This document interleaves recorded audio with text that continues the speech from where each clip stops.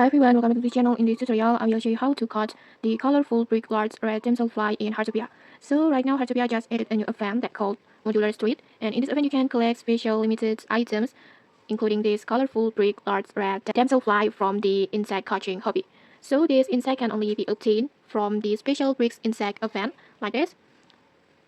And there are two ways to join the event. First, you can join for free during the official event schedule every Saturday and Sunday at 1 p.m. Server time, like this. This one, this special event only available at the Saturday and Sunday, like this. So when it's Saturday on Sunday, just log in and then just join this event.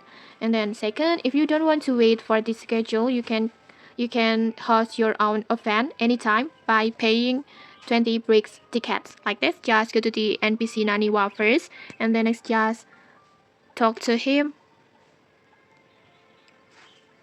like this, and then next just tap on this special brick insect event like this, and then just tap on start, and then in here you must pay it with 20 bricks tickets like this. So make sure you have enough brick tickets, and if you don't know how to get these brick tickets, you can just check the link in the description to watch the tutorial.